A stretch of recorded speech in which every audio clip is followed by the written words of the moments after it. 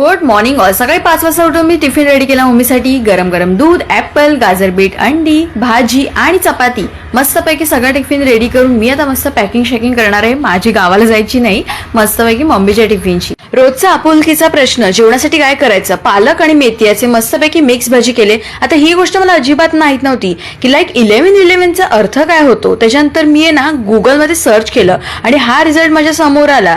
Like wow, seriously असं असू शकतं. तुम्हाला माहित असेल तर नक्की सांगा. आज मी बनवणार आहे ग्रीन पालक पनीर पुलाव. चला रेसिपीकडे वळूया आपण. स्वच्छ धुवून घेतलेले बासमती तांदूळ, त्याच्यामध्ये तेल आणि मीठ ऍड केले. मिक्स.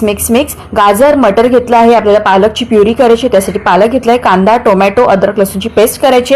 सर्वप्रथम आपण प्युरी करून घेऊया. त्याच्यामध्ये मिरची ऍड केली आणि अशी छान प्युरी तयार झाली. तांदूळ आपले छानपैकी शिजून झालेले आहेत. प्रत्येक वेळेला मला ही जादू करायची असते आणि ती माझी जादू अगदी परफेक्ट तयार होते. बघा, अगदी केक सारखा भात आपला तयार झालाय. तेलामध्ये खडे मसाले, कांदा, टोमॅटो, अद्रक, लसूण पेस्ट, काजू या सगळ्या गोष्टी ऍड करायचे. छान मिक्स करायचे. त्याच्यानंतर आपल्याला मटर आणि गाजर ऍड करायचे. आता ऑप्शनल आहे, भाज्या तुम्ही एक्स्ट्रा सुद्धा ऍड करू शकता. पालकची प्युरी घेतली, पनीर घेतलाय सोबत.